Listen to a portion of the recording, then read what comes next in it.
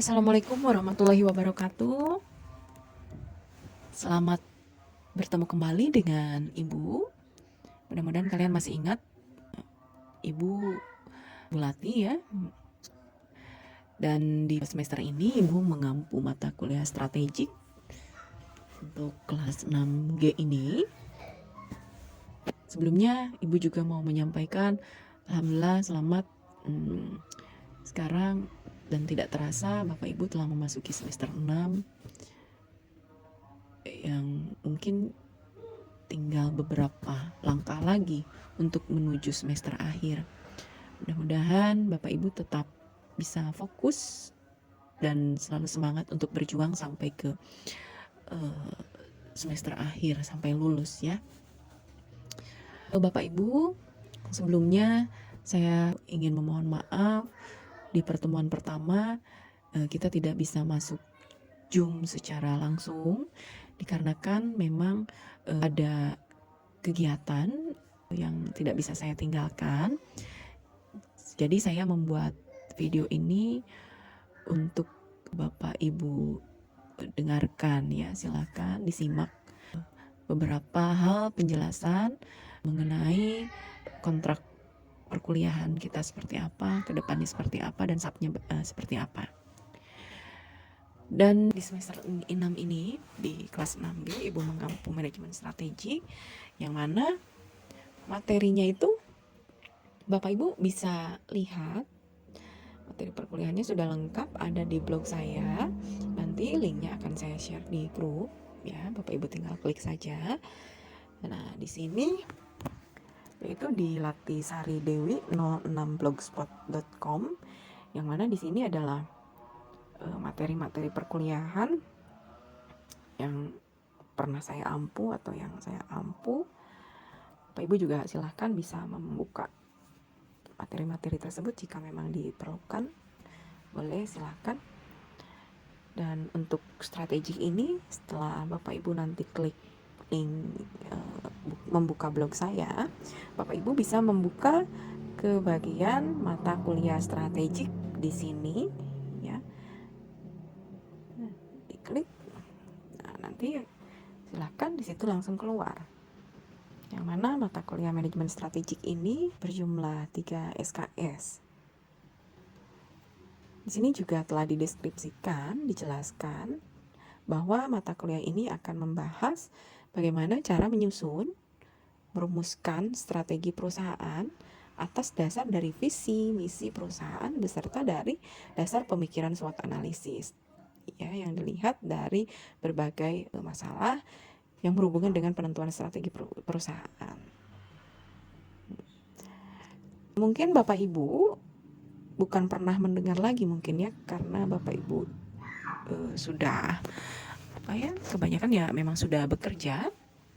Saya yakin di lembaga, di organisasi atau di perusahaan tempat Bapak Ibu bekerja pasti itu ada visi dan misinya ya. Selalu ada visi dan misinya. Apa sih itu visi gitu ya? Apa sih itu misi? Itu yang harus Bapak Ibu pahami. Bahwa visi itu adalah tujuan dari perusahaan, organisasi atau lembaga ini kenapa sih dibuat gitu? Apa sih tujuannya? Gitu. Jadi visi ini biasanya adalah berbentuk kalimat, nggak panjang-panjang. Visi itu biasanya cuma satu kalimat ya, yang menyatakan tujuan perusahaan ini di beberapa tahun ke depan, misalnya biar fokus di 5 tahun misalnya ke depan gitu. Jadi biar terarah. Ketika kita punya tujuan kan kita terarah, harus kemana, seperti apa, dan strateginya kita susun harus kayak gimana gitu ya. Kalau sudah ada tujuan, itulah visi. Jadi visi itu adalah sebuah tujuan dari organisasi atau perusahaan ini. Ketika sebuah perusahaan, lembaga atau organisasi sudah menentukan visinya, tujuannya atau arahannya kemana, biasanya nanti akan ada misi gitu ya. Apa sih misi? Gitu. Bapak Ibu pasti sering mendengar kata misi. Misi terselesaikan gitu ya. Misi 1, misi 2, misi 3. Jadi misi itu adalah hal-hal, kegiatan ya, deskripsi kegiatan yang bisa dilakukan untuk mencapai tujuan sebuah visi. Ya. Maka untuk mencapai visi tersebut gitu ya, nanti akan dijelaskan beberapa misi yang dilakukan untuk bisa mencapai visi atau tujuan tadi. Gitu. Contoh paling sederhana aja kita analogikan. Sederhana sekali misalnya ya. Tentang visi secara personal misalnya kita. Secara pribadi. Contohnya misalnya Bapak Ibu telah membuat visi. Visi Bapak Ibu karena Bapak Ibu sebagai mahasiswa, visinya misalnya adalah lulus. Itu menjadi lulusan terbaik di tahun 2025 misalnya ya. Itu adalah visi Bapak Ibu. Maka untuk mewujudkan visi tersebut harus ada misi-misi atau kegiatan-kegiatan yang bisa mewujudkan visi tersebut. Maka misinya pertama untuk menjadi lulusan terbaik di tahun 2025 nih, visinya harus apa? Gitu ya, contoh sederhana aja. Yang pertama, saya akan selalu rajin masuk kuliah. Setiap sesuai dengan jadwal. Itu dengan rajin. Yang kedua, saya akan selalu aktif di setiap kegiatan pembelajaran. Yang ketiga, saya akan selalu mengerjakan tugas tepat waktu dan melakukan yang terbaik. Iya, sesuai dengan kemampuan saya, memaksimalkan kemampuan saya. Dan kemudian, saya akan selalu mengikuti kegiatan UTS dan UAS dan mengerjakan secara maksimal dengan kemampuan saya.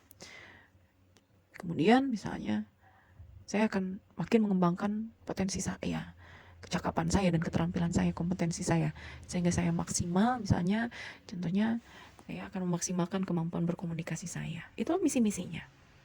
Ini misi, ini adalah analogi yang sangat sederhana. Itu visi dan misi.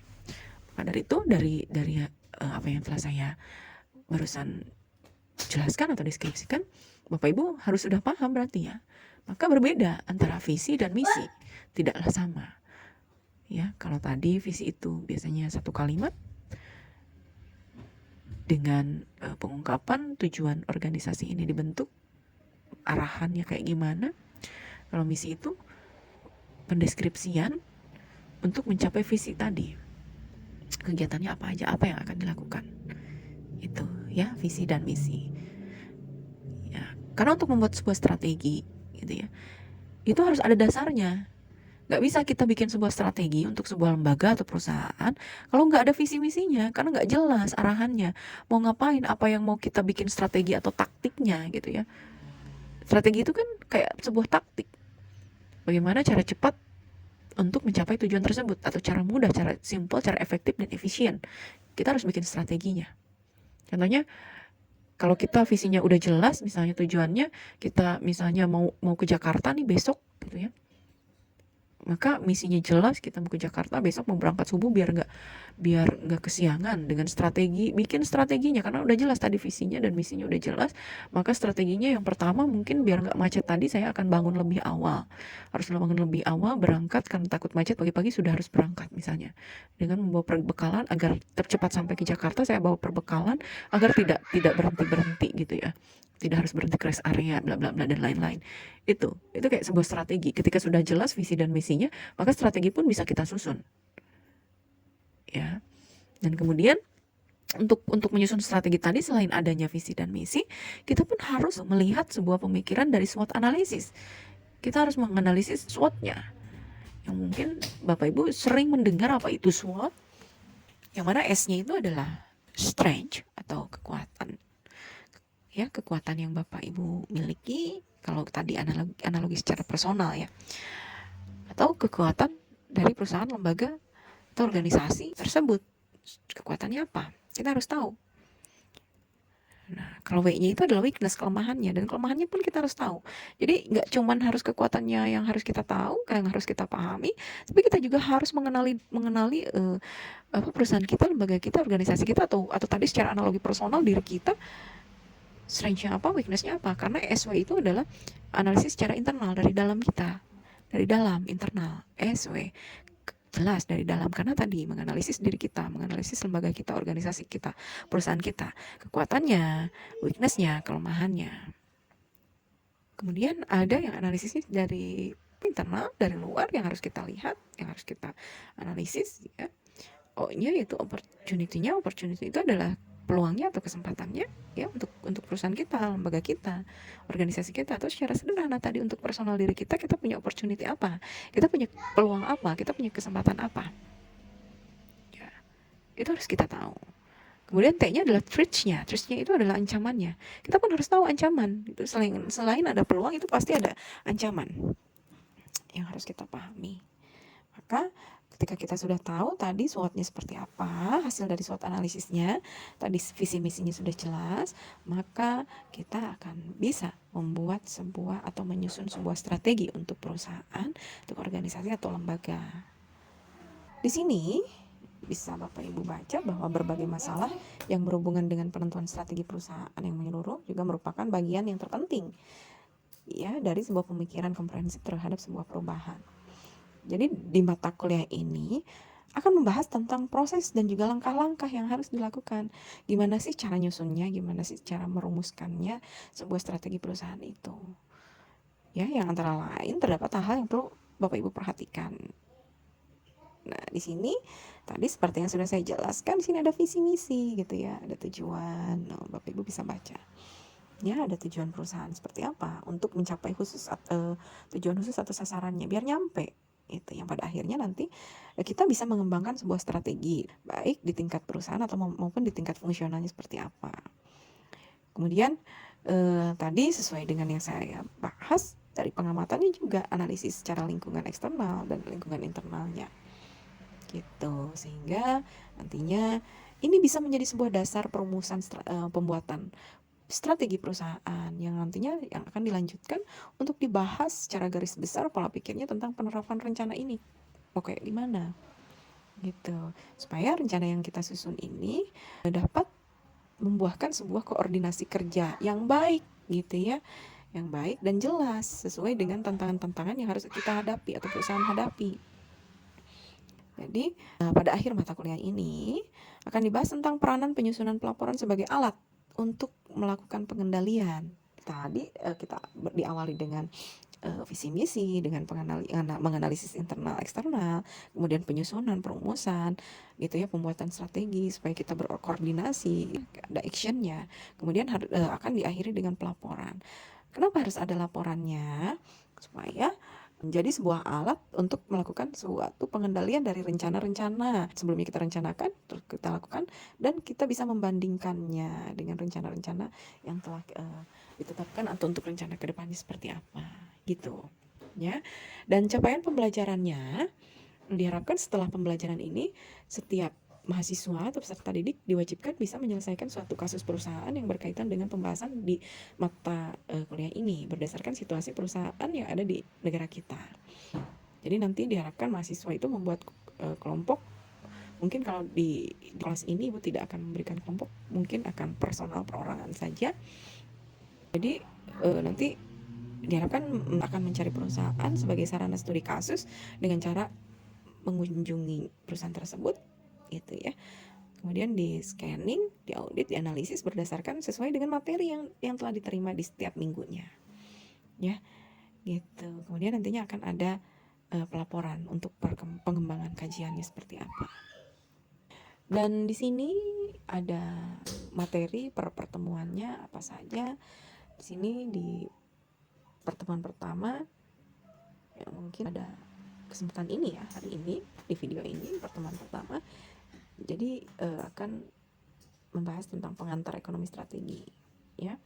Nanti untuk pertemuan kedua materinya adalah tentang strategi dalam proses manajemen strategik. Yang ketiga, lingkungan eksternal perusahaan, analisis industri dan pesaing. Keempat, lingkungan internal, berdaya, kapabilitas, kompetensi inti. Yang kelima, perumusan visi misi. Yang keenam, formulasi dan safari strategi. Yang ketujuh, strategi bersaing pada unit bisnis. Dan yang kedelapan adalah UTS ya. Yang kesembilan ada strategi korporat, 10 strategi internasional, 11 strategi aliansi strategik, 12 tata kelolanya, 13 struktur desain organisasi, 14 kepemimpinan strategi, 15 pengendalian evaluasi dan kinerja strategik. Seperti apa? Kali ini Bapak Ibu bisa buka di pertemuan pertama, yaitu nomor 1, yaitu tentang pengantar ekonomi strategi.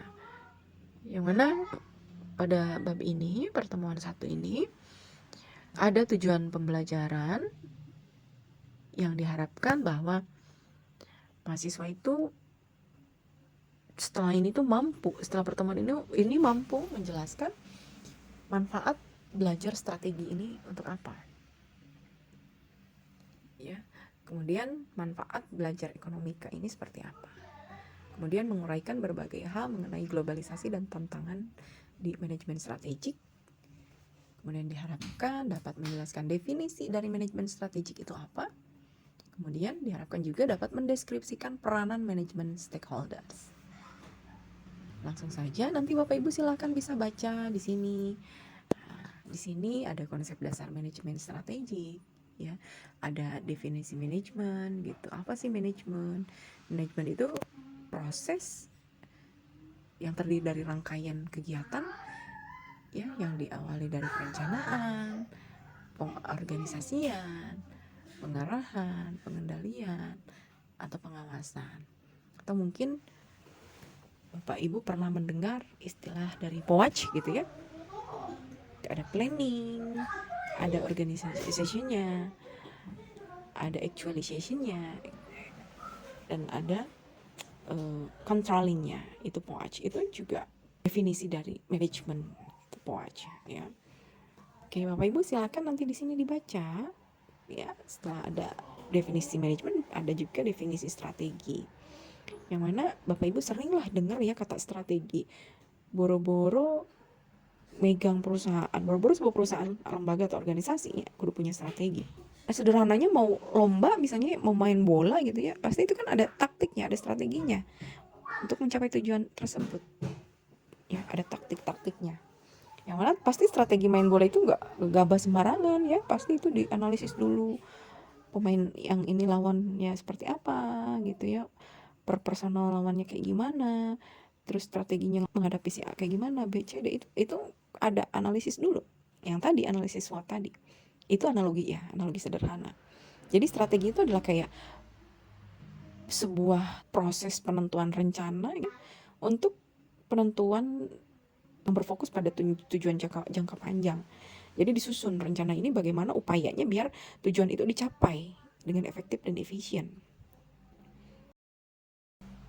Strategi ini merupakan tindakan yang incremental. Incremental itu adalah selalu ada peningkatan, selalu ada improving gitu ya, selalu ada peningkatan yang continue, yang nggak bisa yang di-cut gitu aja, nggak. Ini karena ini harus, strategi ini harus punya peningkatan di setiap rentang tahunnya, di setiap tahunnya, yang continue gitu, yang berkelanjutan terus menerus. Jadi yang strategi sebelumnya itu bisa menjadi base atau dasar juga untuk penentuan strategi selanjutnya. Gitu.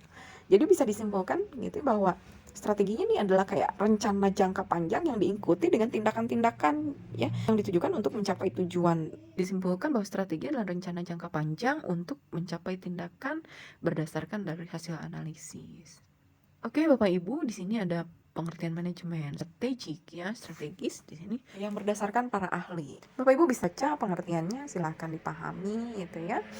Di sini berdasarkan para ahli, di sini dicantumkan ada 4 ahli menyatakan definisi dari manajemen strategis itu apa. Bapak Ibu, yang paling penting yang harus Bapak Ibu pahami, kenapa sih manajemen strategi ini sangat penting bagi organisasi atau perusahaan? Karena tadi seperti yang telah saya jelaskan di awal, bahwa manajemen strategi ini bisa memberikan arah pencapaian tujuan organisasi perusahaan. Kemudian membantu memikirkan kepentingan berbagai pihak dengan adanya strategi ini. Kemudian dengan adanya manajemen strategi dapat mengantisipasi setiap perubahan gitu. Jadi bisa kalau ada suatu permasalahan itu ada antisipasinya, sudah ada antisipasinya. Kalau jika ada masalah A, kita harus antisipasi B, C, D gitu ya. Kemudian dengan adanya manajemen strategi ini, Ini akan berhubungan dengan efisiensi dan efektivitas sebuah perusahaan dalam pengelolaannya untuk mempercepat proses menuju tujuan perusahaan, yaitu menuju visi tadi. Bapak Ibu, di sini ada soal latihan atau tugas. Yang pertama, jelaskan arti pentingnya manajemen strategik dalam pengelolaan perusahaan. Yang kedua, mengapa banyak perusahaan sepertinya belum biasa menggunakan manajemen strategi dalam keputusan bisnisnya. Yang ketiga, faktor apakah yang perlu diperhatikan jika perusahaan akan menggunakan strategi dalam bisnisnya.